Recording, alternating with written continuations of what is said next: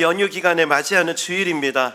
이번 명절 기간 동안에 하나님의 풍성한 은혜가 가정마다 부어지기를 기도하고 있습니다. 이 명절이 다가올 때마다 늘 두 마음이 교차합니다. 하나는 사랑하는 가족들과 함께 또 서로 격려하고 또 보듬어주고 응원하는 그런 격려를 경험하게 될 또 그런 가정을 떠올리면서 참 흐뭇한 마음이 들고요. 그리고 또 하나는 명절이라는 이 단어 자체가 아픔이신 분들이 생각보다 많습니다. 그렇기 때문에 그분들에게 하나님의 위로와 평강이 가득 채워지는 시간이 될 수 있기를 또 기도하고 또 이 시간을 보내고 있습니다. 생각해 보면은 가족은 우리 인생에서 가장 중요한 관계입니다. 삶에 문제가 생길 때마다 또 외로움이 찾아올 때마다 가까이에 기댈 수 있는 존재가 가족입니다. 그런데 이런 기대가 큰 만큼 도리어 상처가 큰 것도 가족이더라고요.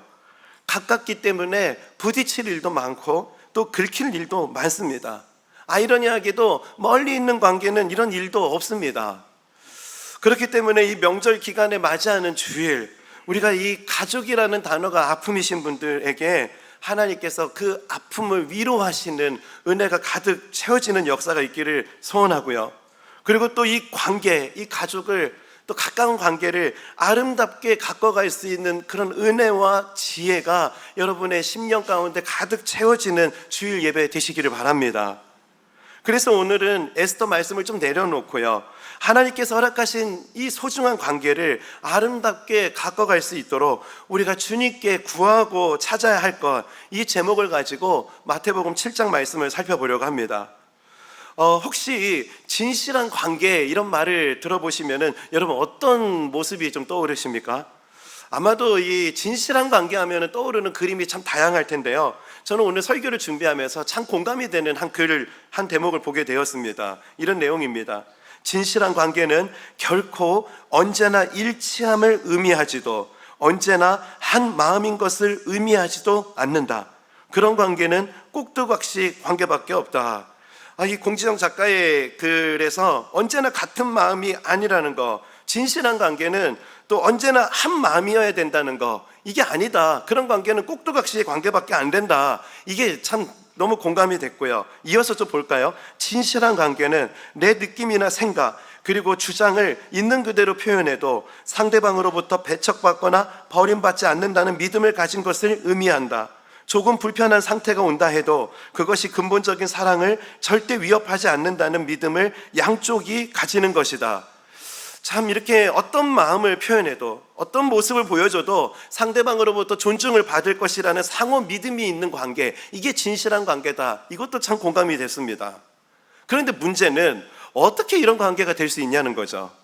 이런 고민을 하면서 이런 글들을 읽다 보니까 저는 오늘 성경의 말씀이 그 답을 준다는 확신이 들었습니다. 오늘 본문 7절 8절 말씀 우리 함께 한번 읽어보겠습니다. 시작.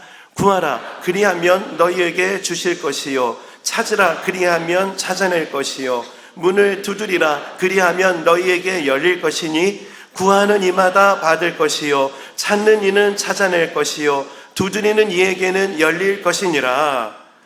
저는 오늘 이 본문, 여러분 이 본문 많이 들어보셨을 겁니다. 기도와 관련해서 정말 많은 책에서 이 본문을 다루고 있고 또 정말 많은 설교에서 기도와 관련해서 이 본문을 다루고 있습니다. 그리고 유튜브를 검색해서 이 본문을 검색어로 넣어보면은요, 기도 세미나 그리고 기도와 관련된 여러 좋은 강연과 설교의 내용에도 이 본문이 참 많이 등장하는 것을 어렵지 않게 발견할 수 있었습니다. 그런데 흥미로운 거는요, 그런 많은 이야기들을 보게 되었을 때 열심히 기도하면 하나님 응답하실 것이다, 기도해야 된다, 이런 내용들은 정말 많은데 도대체 오늘 본문이 무엇을 구하고 무엇을 찾고 도대체 뭘 두드려야 되는가, 이 뭘 구해야 되는 건가, 이런 부분에 대해서 성경이 뭘 얘기하고 있는가, 이런 부분에 대해서는 잘 다뤄지지 않았다는 것을 보게 되었습니다. 그 예수님께서 가르쳐 주신 이 대표적인 기도와 관련된 구절이잖아요. 예수님은 이 구절을 단순히 그냥 기도해라, 내가 응답해 줄게, 이런 차원으로 주신 말씀이 아니었습니다. 오늘 본문을 보면은요, 예수님께서 정말 중요한 기도 제목을 우리에게 알려주시면서 진짜 이 기도 제목을 가지고 우리가 구하고 찾는다면은 내가 응답해 줄게, 그 기도 제목과 더불어서 기도의 응답을 말씀하시는 말씀이었던 것입니다. 그래서 오늘은요, 주님이 말씀하신 도대체 뭘 구해야 되는 건지, 뭘 찾아야 되는 건지, 뭘 두드려야 되는 건지 오늘 그것을 좀 살펴보고요, 그것을 우리의 기도 제목으로 삼는 그런 은혜의 시간이 되기를 간절히 소원합니다. 주님께서 우리에게 구하고 찾고 두드려야 될 기도 제목, 그 첫 번째는 뭐냐? 진리를 사랑으로 말할 수 있는 지혜를 구하라는 겁니다. 오늘 본문은요, 유명한 예수님의 그 산상수훈의 가르침 가운데 하나입니다. 특히 이제 기도와 관련돼서 아주 유명한 가르침의 말씀이거든요. 근데 오늘 본문을 자세히 살펴보면은요, 그냥 심플한 말인데 세 차례나 계속 반복해서 이 말이 이루어지고 있다는 것을 보게 됩니다. 우리 7절 볼까요? 구하라, 그리고 그리하면 너에게 주실 것이요, 찾으라, 그리하면 찾아낼 것이요, 문을 두드리라, 그리하면 너에게 열릴 것이요. 쉽게 말해서 기도해라 한마디 하면 되는 건데, 구하라, 찾으라, 두드리라, 이렇게 세 차례나 기도하라는 이 심플한 말을 강조하고 있고요, 그리고 내가 응답해 주겠다, 이렇게 간단한 말씀을 주실 것이요, 찾아낼 것이요, 열릴 것이요, 이렇게 세 차례나 똑같은 이야기를 반복했다는 거예요. 기도하면 응답해 줄 거다, 이 간단한 말을 그냥 3번이나 반복해서 사용했다는 것은 여기에 의도성이 있는 겁니다. 예수님께서 어떤 의도를 가지고 강조하고자 하는 그 의도가 있었다는 거예요. 이와 관련해서요, 그 하워드 핸드릭스 박사님은요, 이런 얘기를 합니다. 예수님께서 3번씩 강조하신 의도를 파악하기 위해서는 마태복음 7장 1절부터 살펴봐야 된다는 거예요. 7장 7절 말씀을 이해하려면 1절부터 봐야 된다. 그래서 1절 말씀이 뭔지 한번 보니까 이런 내용입니다. 비판을 받지 아니하려거든 비판하지 말라. 이렇게 비판을 하는 사람들을 향해서 예수님께서 이런 말씀을 하십니다. 보라, 네 눈 속에 들보가 있는데 어찌하여 형제에게 말하기를 나로 내 눈 속에 있는 티를 빼게 하라 하겠느냐? 예수님은 비판하는 자들을 향해서 남을 함부로 비판하고 정죄하면 안 된다, 이걸 말씀하고 계시거든요. 그런 얘기를 권면하시다가 뜬금없이 6절에 와서 이런 얘기를 하세요.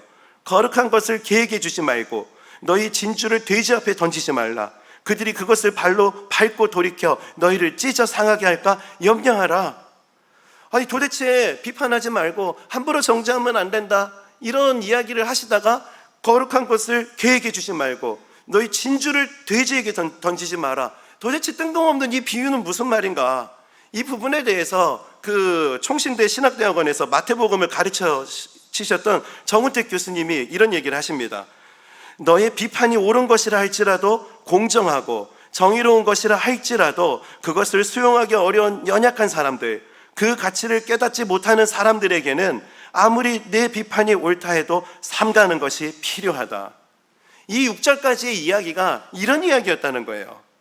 이런 옳은 이야기를 참 지혜롭게 말해야 된다, 이런 맥락으로 예수님이 쭉 설명하신 이후에 주님께서 오늘 본문 구하라, 찾으라, 두드리라, 이걸 말씀하고 계신다는 겁니다. 올바른 이야기, 선한 이야기를 지혜롭게 말해야 되는 것이다, 이 이야기를 하면서 구하라, 그럼 뭘 구하라는 것일까요? 옳은 이야기를 선하게 지혜롭게 할 수 있는, 그 지혜롭게 말할 수 있는 그 지혜를 구하라는 말씀인 거죠. 오늘 제가 이 말씀을 묵상하다 보니까 참 제가 성도님들을 신방하면서 성도님들에게 들었던, 참 그들이 겪었던 아픔, 이런 이야기들이 참 많이 생각이 났습니다. 그러다가 문득 그분들이 참 교회에서 또 관계하면서 이렇게 저렇게 상처받은 이야기들을 들었던 그 이야기 속에 공통점이 있다는 게 딱 발견이 됐어요. 그게 뭐냐면은 교회나 인간관계에서 상처받았다 하는 이야기들을 듣다 보면 대부분 말이더라고요. 그리고 그 말의 특징을 보면은요, 막 인신모독을 하고 상대방을 비하하고 막 폭언을 했다, 이런 이야기는 거의 없었습니다. 대부분 교회나 참 이렇게 가까운 관계 안에서 받게 되는 그 말에 대한 상처는요, 그 특징이 뭐냐, 옳은 말인데 상대방에게 충고하고 그렇게 지적했던 그 옳은 말들로 인해서 참 아픔을 겪었다, 상처를 받았다, 이런 이야기들이 정말 많다는 거예요. 그렇기 때문에 오늘 우리가 이 말씀을 기억해야 돼요. 내가 누구에게 비판하고자 할 때, 누구에게 충고하고자 할 때, 여러분 오늘 말씀을 기억하십시오. 구하라, 찾으라, 두드리라. 올바른 말을 내가 꼭 해줘야겠어. 저 사람 정신 번쩍 나게 내가 충고를 해줘야겠어. 그럴 때마다 3차례 기도하라, 이 사인으로 오늘 본문을 받으시기 바랍니다. 기도하지 않고 내 생각에 옳다고 확신하는 그 말이 너무나 아픔을 줄 수 있다는 거예요. 상처를 줄 수 있다는 겁니다. 그래서 우리는 옳은 말을 사랑으로 말할 수 있는 지혜를 하나님 앞에 구해야 합니다. 이제 우리는 새 생명 축제를 앞두고 있잖아요. 우리 주변에 하나님 모르는 분들에게 예수님 사랑을 어떻게 전할 수 있을까, 말할 수 있을까, 그렇게 기도하면서 한 영혼을 품고 그런 시간을 보내고 있습니다. 지난 수요 예배입니다. 제가 그 예배 때 은혜를 엄청 받았어요. 그 중등부를 섬기는 우리 목사님께서요, 노방 전도를 다녀오셨다 하셨다 이 얘기를 나누시는데 정말 도전이 많이 됐습니다. 그리고 후배 목사님이지만 그렇게 참 나가서 노방 전도 하셨다는 그 이야기를 들으니까 참 존경스러웠어요. 저는 노방 전도 이거 너무 귀하다고 생각하고요, 그리고 그렇게 전도하시는 분들의 애씀을 너무 소중하다고 생각합니다. 그런데 문득 그런 생각이 들어요. 많은 사람들이 저처럼 생각하지 않는다는 거예요. 왜 길거리에서 복음을 전하시는 모습을 저는 너무 귀하게 여겨지는데 왜 많은 사람들은 그 모습을 귀하게 생각하지 않을까? 그렇게 질문을 하다가 깨닫게 된 것이 있습니다. 교회를 다니시지 않는 분들의 입장에서 생각을 해보자는 거예요. 그분 입장에서 볼 때는 너무 선한 의도로 이렇게 다가가지만 듣는 분들에게는 너무나 갑작스럽고 너무나 불편한 이야기가 될 수 있다는 점, 우리가 이 점을 좀 고려해 볼 필요가 있다는 겁니다. 보통 노방 전도하면은 전혀 처음 보는 분, 일면식도 없는 분들에게 다가가서 가장 먼저 하는 말이 교회 다니세요? 예수 믿으세요? 이런 얘기들을 하잖아요. 그게 일반적입니다. 여러분, 낯선 사람들이 와서 아무리 좋은 말이라고 해서 사랑합니다 하면 여러분 그 얘기 들으면은 여러분 어떠겠습니까? 아무리 좋은 말이라고 해도 갑자기 와서 사랑합니다 그 얘기 듣는 그 입장은 참 당황스러운 거 아니겠어요? 그러다 보니까 우리가 옳은 말을 하기 위해서, 선한 말을 하기 위해서 하나님 앞에 지혜를 구해야 된다. 오늘 말씀을 기억해야 한다는 겁니다. 그리고 또 누군가에게 선한 이야기로 내가 무슨 이야기를 해야겠다, 그럴 때 예수님의 이 모습을 꼭 기억하시기 바랍니다. 요한계시록 3장 20절입니다. 우리 이 말씀 다 함께 한번 읽어보겠습니다. 시작. 볼지어다 내가 문 밖에 서서 두드리노니 그와 더불어 먹고 그는 나와 더불어 먹으리라. 여러분 생각해 보세요. 하나님이시기 때문에, 우리를 만드신 창조주시기 때문에 우리가 마음의 문을 닫아놨다고 해도 그냥 문 열고 들어가실 수 있습니다. 그분이 주인이십니다. 그런데 그분이요, 그 주인이신 하나님께서 문 밖에서 녹화하고 계시다는 거예요. 네가 문 열어줄 때까지 나 문 밖에서 기다릴게. 우리가 문을 열면은 들어오시겠다. 하나님은 우리를 그렇게 대하신다는 겁니다. 참 옳은 것이, 이게 옳은 것이라 확신하게 될 때, 그걸 꼭 말해야겠다라고 생각할 때 저와 여러분이 이런 예수님의 모습을 떠올려 볼 수 있기를 바랍니다. 저는 오늘 설교를 준비하는데요, 그 작년 이맘때입니다. 그 후배 목사님이 저한테 갑자기 보내준 한 글이 있거든요. 그 글을 제가 종종 보는데 그 글이 생각이 났어요. 그 카톡으로 보내준 글인데 이런 글이었습니다. 요즘에 참 누가 이런 글을 썼다고 하면서 저한테 전해준 내용이었는데 이런 내용입니다. 부모들이 자식에게 하는 말은 되게 옳은 말이다, 좋은 말이다, 자식을 위해서 하는 말이다. 그것은 자식들도 되게 안다. 그런데 대부분의 자식들은 부모 말은 안 듣는다, 들으려 하지 않는다. 왜 그럴까? 사춘기여서, 중2여서. 어른들은 문제가 아이들에게만 있다고 생각하지만 더 큰 문제는 우리 어른과 부모에게 있다. 우리 어른들은 옳은 말을, 좋은 말, 옳은 말, 좋은 말, 자식을 위한 말을 아이들 기분 나쁘게 하는 아주 특별한 은사를 가지고 있다. 버릇없는 아이들 걱정하는 사람들이 많이 있다. 그러나 그보다 훨씬 더 많은 버릇없는 사람은 우리 어른들이다. 어른이 되면 자기도 모르는 사이에 버릇이 없어진다, 무례해진다. 아니, 뜬금없이 후배 목사님이 이 글을 저한테 카톡으로 딱 보내주시니까요, 이 글을 읽으면서 제가 한참 고민했습니다. 왜 갑자기 나한테 이런 글을 보내줬지? 이게 내가 뭐 잘못했나?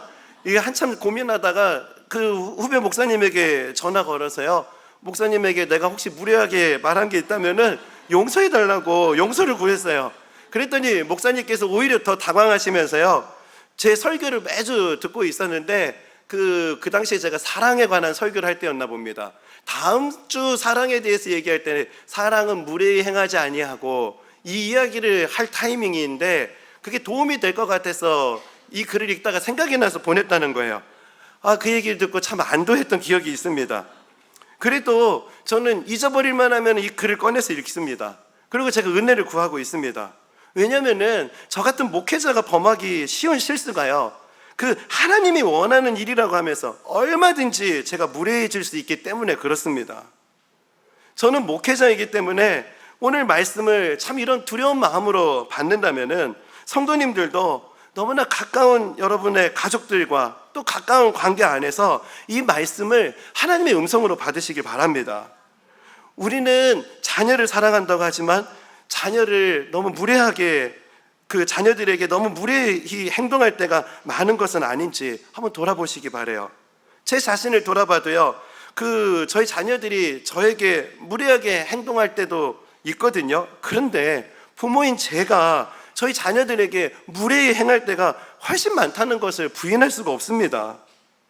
여러분, 옳은 말을 해야겠다, 내가 이건 꼭 충고해 줘야겠다, 여러분 이런 생각이 든다면 구하라, 찾으라, 두드리라, 3번 기도해라, 이 사인으로 오늘 말씀을 받으시기 바랍니다. 그리고 주님께 구하세요. 옳은 말을 사랑으로 할 수 있는 지혜를 구하시기 바랍니다. 생각나는 대로 SNS에다 글 올리고 생각나는 대로 옆에 사람들한테 그 이야기를 쏟아내는 거, 여러분 그거 하나님 기뻐하지 않습니다. 기도하는 사인으로 받으세요. 구하라, 찾으라, 두드리라, 옳은 말을 사랑으로 할 수 있는 지혜, 그러면 하나님 주시겠다고 약속하세요. 아름다운 관계를 만들어 갈 수 있는 지혜, 놀라운 은혜, 그 은혜를 구하는 자에게 하나님 그 은혜를 허락하여 주실 줄 믿습니다. 두 번째, 저희들이 구해야 되는 게 있습니다. 남이 잘 되기를 바라는 이타적인 사랑이에요. 앞서 이 말씀은 문맥으로 살펴봐야 된다, 그렇게 말씀을 드렸잖아요. 주님께 구하고 찾아야 될 것은 대인관계에서의 말의 지혜였다, 이게 첫 번째였다면은, 그리고 그 대인관계, 말할 수 있는, 지혜롭게 말할 수 있는 지혜를 구하면 하나님이 이런 약속을 주세요. 8절입니다. 함께 읽어보겠습니다. 시작. 구하는 이마다 받을 것이요, 하나님께 구하는 이 기도가 응답될 것이다, 받게 될 것이다, 이 약속을 주세요. 여러분, 하나님께 구하면 하나님이 이 약속 주십니다. 그런데 이 말씀이 이렇게 하고 이렇게 끝나는 게 아닙니다. 이어서 또 우리가 낯선 비유를 또 예수님이 또 다른 거를 주시겠다고 하시면서 낯선 비유를 설명하시거든요. 9절에서 11절입니다. 너희 중에 누가 아들이 떡을 달라 하는데 돌을 주며 생선을 달라 하는데 뱀을 줄 사람이 있겠느냐?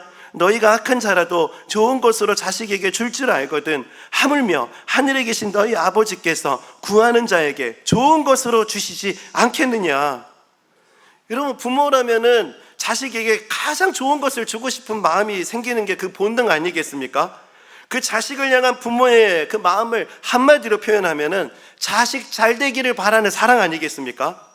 그런데 하나님께서 오늘 우리에게 그런 말씀을 주시는 거예요. 자식 잘 되기를 바라는 그 사랑, 그 자식이 잘 될 수만 있다면은 다 주고 싶은 그 마음, 그 다 해주고 싶은 그 응답들, 그거 주겠다는 거예요.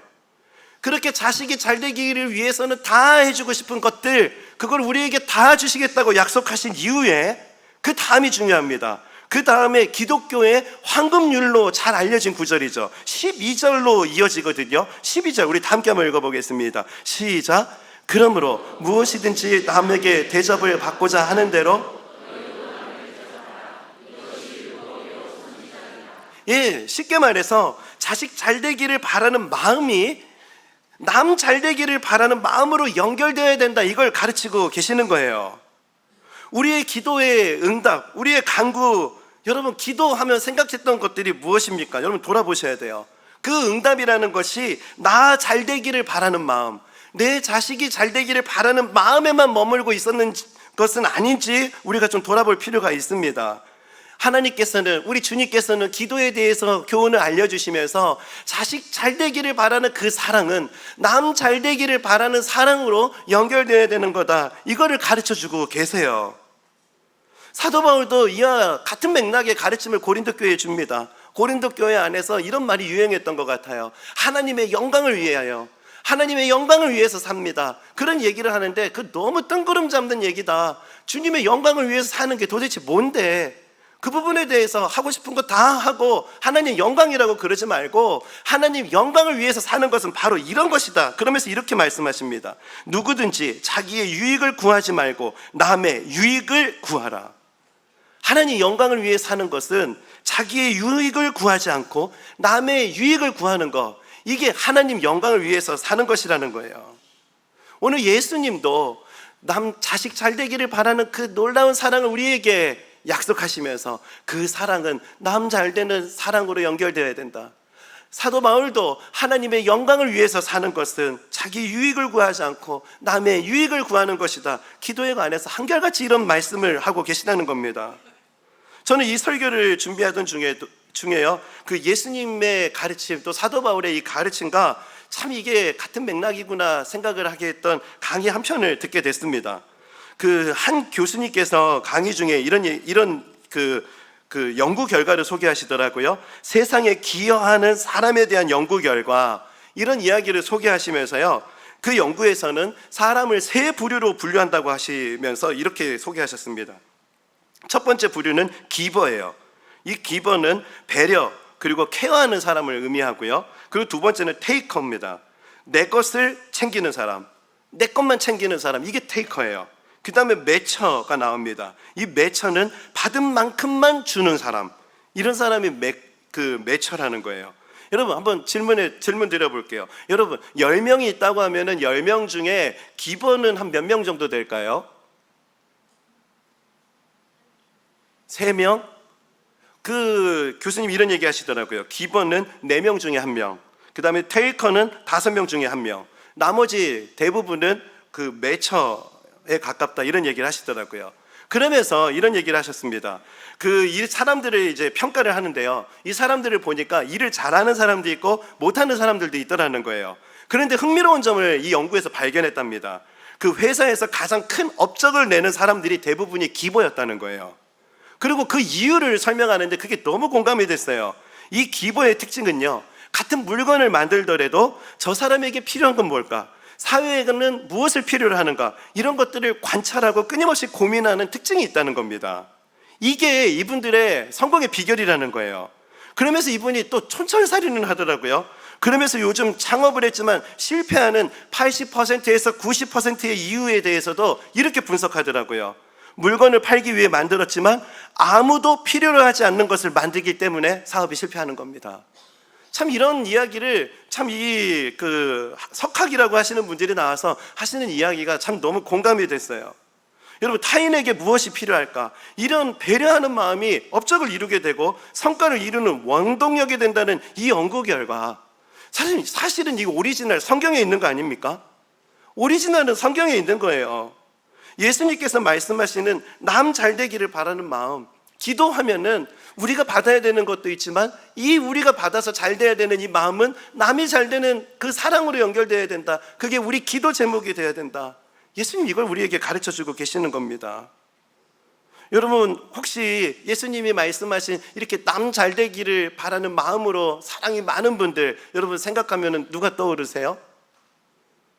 저 말고요. 농담입니다.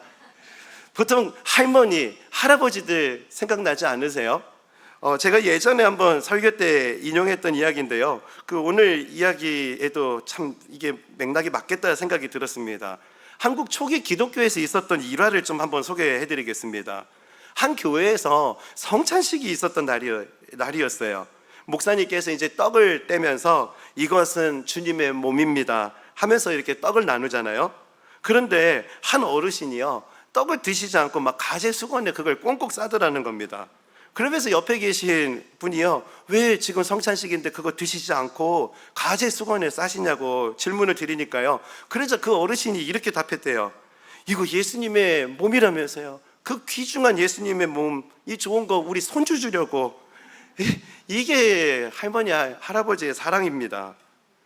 저는 이 훈훈한 이야기를 들으면서요, 참 이번 명절을 지나면서 저와 여러분의 삶 속에 참 이런 따뜻한 마음을 가진 분들과의 만남이 가득할 수 있으면 좋겠다, 이런 생각을 해봅니다. 그리고 우리 교회가 이런 따뜻한 교회가 되면 좋겠습니다. 그리고 제가 참 이런 목사가 되기를 간절히 소원합니다. 우리 교회가 이런 교회가 되길 바라는 마음은 그냥 한순간에 구호로 멈추지 않죠. 우리 지난 특색 기간에 우리가 정말 하나님께 큰 은혜를 받았잖아요. 특세 기간에 받은 은혜에 감사하면서 주님 앞에 그 감사 헌금을 드렸는데, 여러분 그 헌금이 왜 우리 교회를 위해서는 단 한 푼도 사용되지 않아야 되는 거죠? 전에 우리 교회가 아니라 연약한 이웃과 연약한 교회들을 위해서 왜 그 헌금이 사용되어야 되는 건가요? 그게 주님이 가르쳐 주신 황금률이기 때문에 그래요. 우리의 특세의 기도 제목, 하나님께서 우리의 간절한 소원에 응답해 주시는 그 간절한 기도로 나아갔다면 그 기도는, 그 기도의 특별 새벽 기도회를 통해서 이웃이 잘 되고, 그리고 이웃 교회가 잘 되고 남 잘 되는 것으로 연결되어야지 그게 특별 새벽 부흥회를 할 수 있는 겁니다. 저는 정말 이런 마음이 변치 않기를 하나님 앞에 기도하고 있습니다. 늘 하나님 앞에 이 마음을 달라고 기도하고 있어요. 사실은 오늘 설교는 좀 외부 강사님을 모시고 설교하려고 했습니다. 저희가 명절 때가 되면은 은퇴하신 목사님들을 모시고 말씀을 듣거나 또 귀한 목사님들을 모시고 말씀을 좀 듣고 그러는데요. 이번에는 참 최근에 들은 소식인데, 감사하게도 우리 교회 근처에 평촌 세순교회에 분당 우리 교회에서 함께 동역했던 장진규 목사님께서 부임하신다는 소식을 몇 주 전에 알게 됐습니다. 그 소식을 듣고 너무너무 감사했어요. 왜냐면은 저는 저희 집에서부터 백영고등학교까지 걸어오는 과정에서 그 평촌 세순교회 앞을 지나야 되거든요. 그 세순교회를 지날 때마다, 또 그 각 교회들을 지날 때마다 하나님 이 교회에 부흥을 달라고, 이 교회가 성령의 새바람이 불어오게 해달라고, 이 교회가 잘 되게 해달라고 그런 마음으로 기도하면서 우리 평촌 드림교회로 오는데요, 우리 장 목사님께서 세순교회에 부임하셨다는 말씀을 들으니까 첫 번째로 들었던 생각은 이거 내 기도의 응답이다, 이런 생각이 들었어요. 하나님께서 참 귀한 뜻을 품고 같은 방향을 향해서 나아갈 수 있는 귀한 동역자를 또 가까운 곳에 보내주셨구나, 너무너무 감사했습니다. 그리고 또 귀한 목사님을 또 세순교회 부임하시기 전에, 부임하면은 또 기회가 없을 것 같아서 이 분당 우리 교회 사임하는 날짜만 보고 있었어요. 지난 주일날 주보에 사임 광고가 딱 떴길래 이때다 해가지고 또 목사님 모시고 가까이 오시는데 우리가 귀한 말씀 들어야겠다 그러고 있는데 목사님 이미 일정이 있으시더라고요. 그래가지고 제가 오늘 강단을 지키게 됐습니다. 저는 소망하는 게 있습니다. 장 목사님을 통해서 세순교회에 성령의 새바람이 불어올 것을 믿습니다. 이웃교회가 잘 되는 거, 이웃이 잘 되는 거, 이게 우리의 기도 제목, 우리 교회의 기도 제목이 되어야 합니다. 우리가 이렇게 열심히 기도해야 되는 거, 그 이유가 무엇인가? 하나님께서는 우리가 주님 앞에 나와 간절히 구해야 되는 어떤 소원이 있다는 거 너무나 잘 아십니다. 그런데 하나님 우리에게 기대하시는 거, 그 소원이 응답되는 것으로만 만족하는 것이 아니라 그 기쁨이 이웃을 향해, 타인을 향해서 그게 흘러갈 수 있기를 원하는 거, 그것이 주님이 우리에게 바라시는 모습인 거예요. 그래서 우리가 간절히 기도해야 되는 이유가 있다면은 하나님께 놀라운 응답을 받아서 우리가 축복의 통로가 되는 거예요. 남 잘되게 하는 축복의 통로가 되는 거. 오늘 저와 여러분이 이런 기도 제목을 가지고 하나님 앞에 기도하는 예수님의 제자들 되시기를 주님의 이름으로 축복합니다. 말씀을 정리하겠습니다. 이제 명절을 앞두고 성도님들의 여러 기도 제목들이 생각이 나서요, 그분들을 격려하려고 사실 오늘 본문을 택했거든요. 그런데 오늘 본문을 묵상하고 또 깊이 볼수록 제가 의도했던 방향과는 전혀 다른 방향으로 이 설교의 흐름이 이끌려 간다는 것을 느꼈습니다. 처음에는 당황스러웠는데 그러면서 또 한편으로는 기대가 되었어요. 하나님께서 이 설교의 흐름을 이렇게 이끌어 가신다면은 이 기도에 대한 가르침이 성도인들의 삶의 새로운 능력이 될 것이라는 기대를 가지고 오늘 말씀을 선포하고 있습니다. 그렇게 될 줄 믿습니다. 저는 설교를 마무리하면서 이 기도에 관해서 구하라, 찾으라, 기도하라, 도대체 뭘 구하는 건데, 좋은 말을, 옳은 말을 정말 사랑으로 할 수 있는 지혜를 구해야 되는 거, 그리고 나만 응답받고 나만 복받는 게 아니라 타인이 잘 되기를 바라는 그 사랑을 구해야 되는 거, 그런 가르침을, 우리 기도 제목을 받았다면은 그 기도 제목 가지고 우리는 어떤 모습으로 살아야 되는가? 이 질문에 대한 답을 어젯밤에 하나님께서 저에게 주셨어요. 고린도전서 9장 말씀입니다. 유대인들에게 내가 유대인과 같이 된 것은 유대인들을 얻고자 함이요 율법 아래에 있는 자들에게는 내가 율법 아래에 있지 아니하나 율법 아래에 있는 자같이 된 것은 율법 아래에 있는 자들을 얻고자 함이요 율법 없는 자에게는 내가 하나님께는 율법 없는 자가 아니요 도리어 그리스도의 율법 아래에 있는 자이나 율법 없는 자와 같이 된 것은 율법 없는 자들을 얻고자 함이라. 약한 자들에게는 내가 약한 자와 같이 된 것은 약한 자들을 얻고자 함이요 내가 여러 사람에게 여러 모습이 된 것은 아무쪼록 몇 사람이라도 구원하고자 함이니 내가 복음을 위하여 모든 것을 행함은 복음에 참여하고자 함이라. 여러분, 내가 여러 사람에게 여러 모습이 된 것, 여러분, 성경은 이것을 위선이라고 하지 않습니다. 여러분, 이런 차원에서 여러분에게 도전하고 싶습니다. 여러분, 적어도 여러분의 가정과 여러분의 직장, 그리고 여러분 교회에서 척이라도 해보시기 바랍니다. 자기 유익을 구하지 않는 척이라도 해보시기를 도전합니다. 우리는 흔히 척하면은 나쁜 것이라고 오해하거든요. 성경은 남을 함부로 지적하고 판단하면서 자신의 의로움을 드러내는 것을 위선이라고 경고합니다. 하지만 타인의 유익을 위해서라면, 그리스도의 사랑을 전하기 위해서라면 여러 사람, 여러 모양으로 그렇게 노력하며 살아야 될 것을 우리에게 도전하고 계세요. 오늘 예배를 통해서 하나님 아버지, 제가 기버의 태도를 훈련하겠습니다. 하나님 아버지, 타인의 유익을 구하는 그리스도인이 될 수 있기를 원합니다. 오늘 사도 바울의 이 고백, 여러 사람에게 여러 모형으로 나타나는 이 모습이 제 모습이 될 수 있도록 하나님 노력해 보겠습니다. 오늘 그 결단을 주님 앞에 고백하는 시간 되시기를 바랍니다. 예수님의 가르침을 기억하면서 진리를 사랑으로 말할 수 있는 지혜, 남이 잘 되기를 바라는 이타적인 사랑, 이걸 구할 때 하나님 3차례나 강조하세요. 주시겠다, 찾게 할 것이다, 응답하시겠다. 저와 여러분이 이 놀라운 하나님의 약속을 풍성히 누리며 축복의 통로로 살아가시기를 주님의 이름으로 축복합니다. 오늘 말씀을 정리하면서 우리 이 찬양을 주님께 좀 고백하고 싶었어요. 내 마음에 주를 향한 사랑이, 우리가 뭘 찾아야 되는가? 나의 말엔 주가 주신 진리, 우리가 도대체 뭘 두드려야 되는가? 나의 눈에 주의 눈물 채워주소서. 도대체 우리가 뭘 구해야 되는가? 내 입술에 찬양의 향기. 우리가 도대체 뭘 찾아야 되는가? 두 손에는 주를 닮은 섬김. 우리가 뭘 두드려야 되는가? 나의 삶에 주의 흔적 남게 하소서. 오늘 우리의 간절한 소원을 주님은 아십니다. 자식에게 좋은 것을 주고 싶은 그 주님의 마음, 그 마음으로 다 해주고 싶다. 주님 그 약속을 이미 우리에게 주셨어요.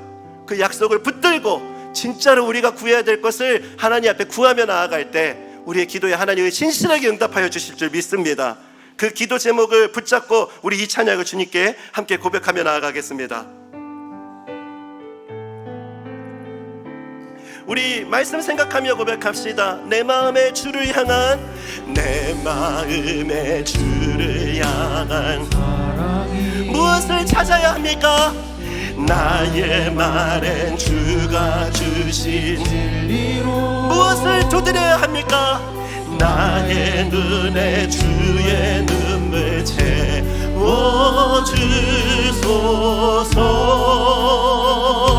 우리가 간절히 구해야 할 기도 제목, 내 입술에 찬양의 향기가, 찬양의, 우리가 간절히 찾아야 하는 건 두 손에는 주를 닮은 섬김이, 우리가 간절히 두드려야 할 기도 제목, 나의 삶에 주의 흔적 남게 하소서. 이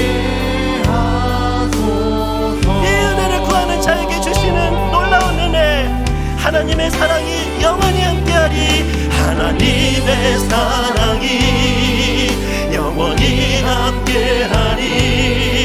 십자가의 길을 걷는 자에게, 순교자의 삶을 사는 이에게, 이런 삶을 살아가는 자를 붙드시는 하나님의 능력, 조롱하는 소리와 세상 유혹 속에도 주의 순결한 신부가 되리라.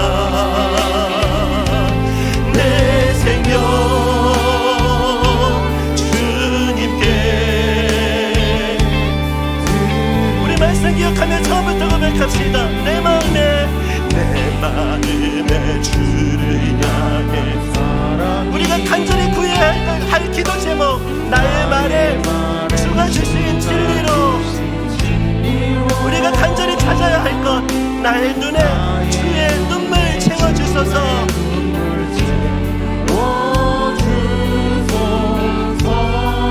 우리가 간절히 구합시다.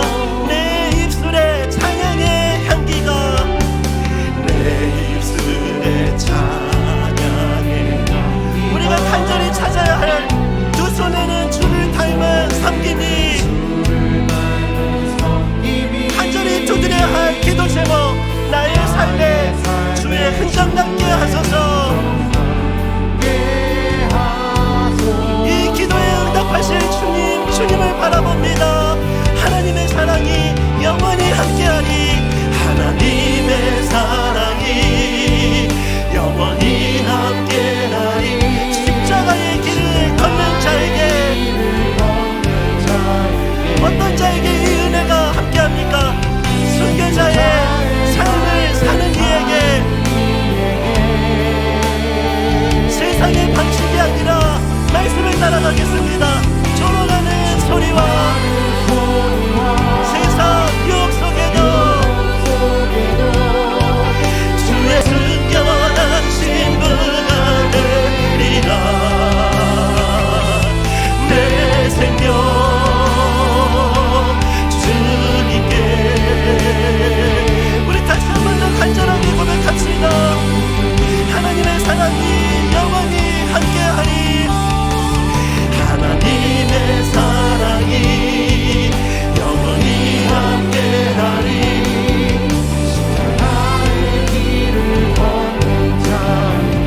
순교자의 삶을 사는 이에게, 어떤 상황과 어려움이 있다 할지라도 주님 앞에 결단합시다. 졸아가는 소리와 세상 유혹 속에도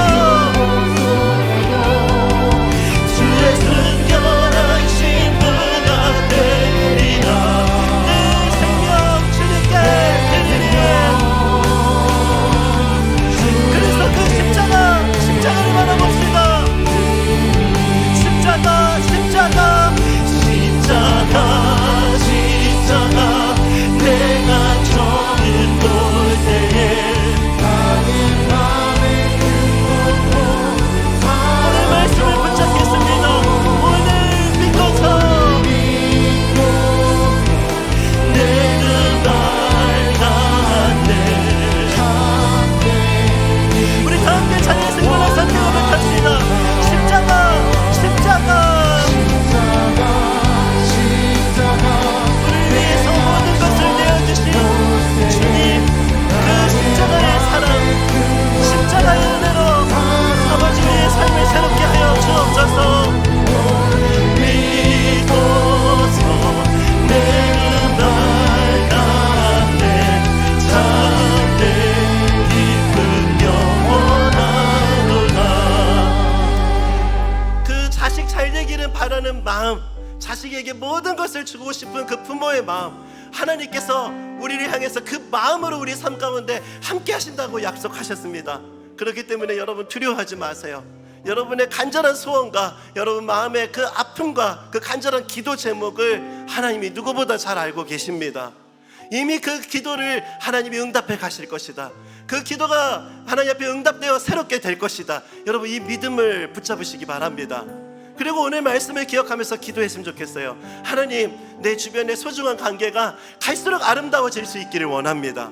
아버지, 이 일을 위해서 사랑의 말을, 옳은 말을 사랑으로 말할 수 있는 지혜를 우리에게 허락하여 주옵소서. 아버지, 나 잘되는 것을 넘어서서 남 잘되기를 바라는 그 마음을 우리에게 허락하여 주옵소서. 오늘 이 마음을 구하며 우리 각자에게 주신 기도 제목을 가지고 합심해서 함께 기도하며 나아가시겠습니다. 다 함께 기도합시다. 하나님 아버지, 은혜를 구합니다. 십자가에서 모든 것을 내어주신 그 사랑, 이미 우리는 모든 것을 받은 사람들입니다. 하나님 아버지, 우리 안에 이미 받았음에도 아버지 발견하지 못하고 있는 그 은혜들이 우리 삶 속에서 발견되어지는 역사가 있게 하여 주옵소서. 아버지 하나님, 명절 때마다 가슴 아픔으로 보내는 성도님들의 가정을 하나님께서